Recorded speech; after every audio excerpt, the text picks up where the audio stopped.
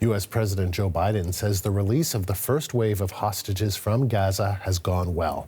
He spoke earlier this afternoon, saying the deal to free them required extensive U.S. diplomacy. Today's release are the start of a process.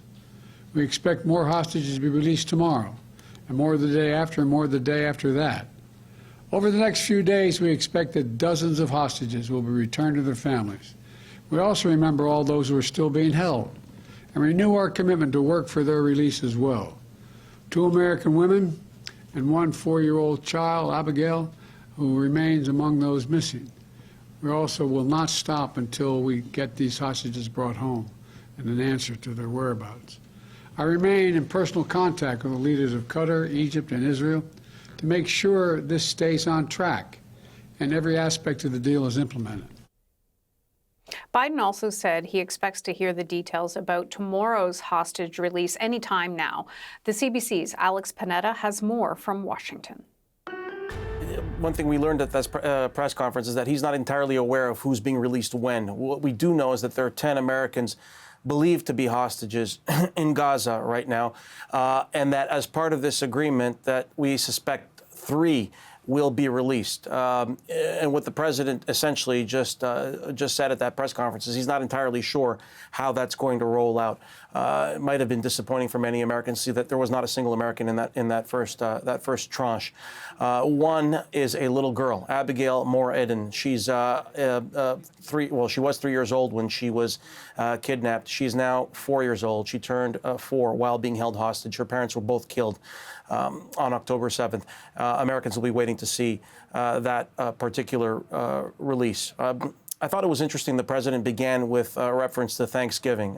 It doesn't take long living here in the United States to sort of appreciate the sanctity of that holiday in this place. Washington right now is a ghost town. There's almost no one downtown today.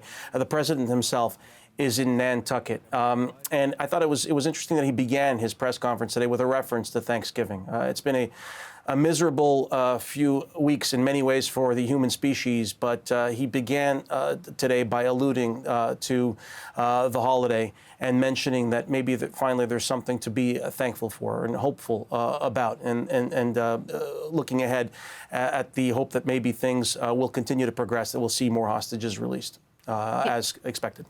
Yeah, Biden said the hostage deal required extensive U.S. diplomacy. It seems the U.S. played a huge role. Yeah, absolutely.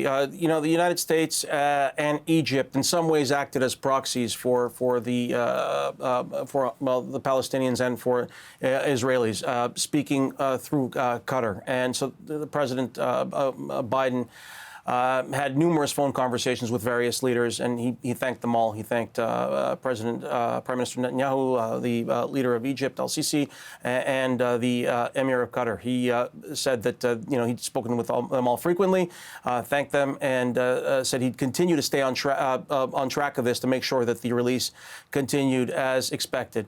Now, we just discussed the ways in which President Biden was a player in this issue. This issue is also a player in U.S. politics. American politics has been upended by this. President Biden, his own party, the Democratic Party, is deeply divided over this issue.